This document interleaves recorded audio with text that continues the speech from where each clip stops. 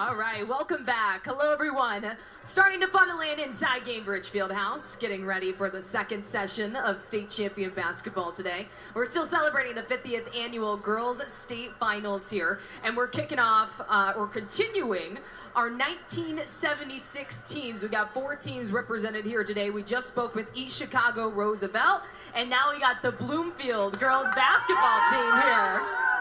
Representing. Ladies, thank you guys so much for joining us. The state runner-ups in that first ever state final tournament here in Indiana. First, just like with the other team, I would love for you guys to introduce yourselves, and I love the shirts that you guys got out. You got your numbers on the back as well. Those are perfect. All right, perfect, you guys. If you guys could just go ahead and introduce yourselves and what year you were during that 1976 trip. Hello, everybody. My name is Connie Hewland, and I was a junior at that 1976 game. My name is Sherry Carmichael, and I was a sophomore at that 1976 game. Let's hear it for the tiny towns. Amy Ferris, a junior, number 30. I'm Julie Record, and I was 54, and I was a senior. Melissa Miles, I was a junior and number 52. Melinda Miles, Little Miles, and I was a junior, number 32. Amazing. Thank you guys so much for joining us. And kind of like what we just did with East Chicago, I want you guys to take me back to the year 1976. The first ever team to compete at the state tournament in girls basketball. One, what was going through your mind, and what was that experience like? Well, we were a tiny school, but we knew we had it in us. We were small, but we were mighty, and we were the dream team.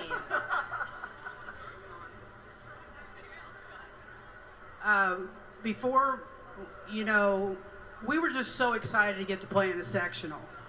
That's all I had ever dreamed of, was get a chance. And when we found out that they were going to have the state tournament the following year, it was awesome. So really, personally, I never expected to go anything farther than maybe winning sectional. And then we just kept winning, and it was so fun, and our fans were so wonderful to us. It was like being Cinderella. We normally won by a lot. Like 92-0. That's incredible. Well, I was kind of mentioning to them, at least from my perspective, I would never think that girls didn't have a state championship or a state finals. I mean, what was that like, probably competing and not being able to have a state final, but then finding out and being part of the first one? Well, Title IX really mattered. So in 1972, Title IX passed, and if there wasn't Title IX and Senator Birch Bayh from Indiana, that probably wouldn't have happened. So we were fortunate to come around when we did, and we got to go to the state tournament in 1976, which was the first state tournament. What was that like, playing in that kind of atmosphere?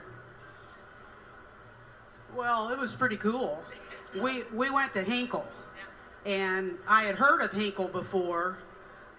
This is way before the Hoosiers movie. But we went in there to practice, and there were birds everywhere flying around. Pigeons flying at the top. We walk in on that beautiful floor, and here are birds. It was cool, though. Well, and our whole town shut down. The whole town shut down, caravan to the game. Everybody was there, and it was just a big family event. The school painted the windows.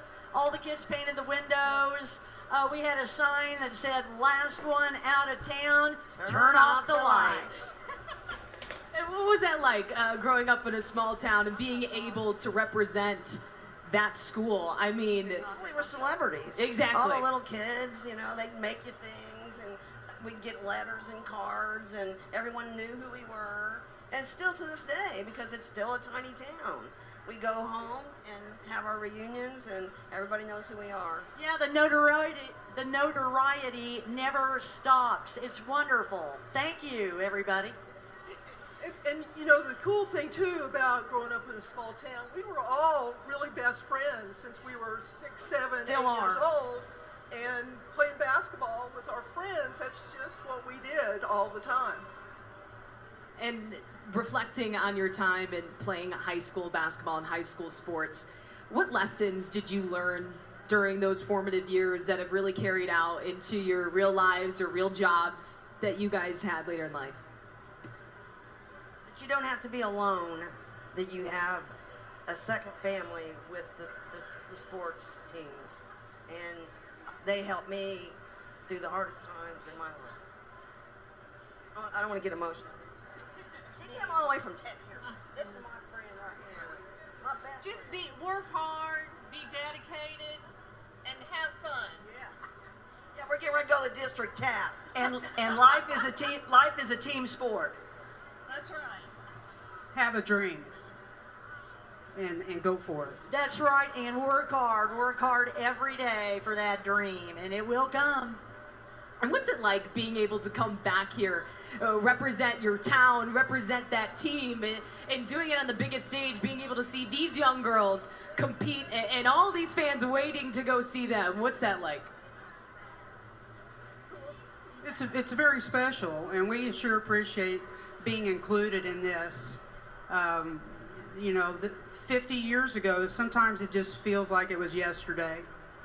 And this is a moment when it feels like that. So thank you all, and appreciate this. We'd like some tickets to go see Caitlin Clark. I think we can make that CC. happen. We'll see. Hey, Caitlin, if you're out there, I'll give you my email. Well, thank you guys so much for joining us. Let's give it up one more time for the Bloomfield girls basketball team. We appreciate you guys. Thank you very much.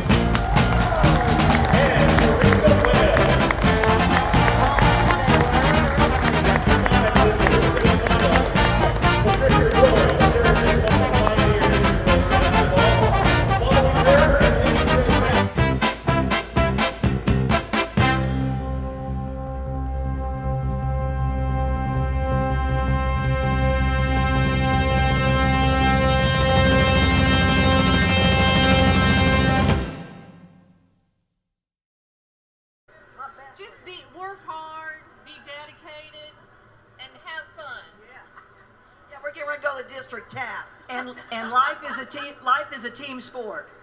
That's right. Have a dream and go for it. That's right, and work hard every day for that dream, and it will come. We had a sign that said, "Last one out of town, turn off the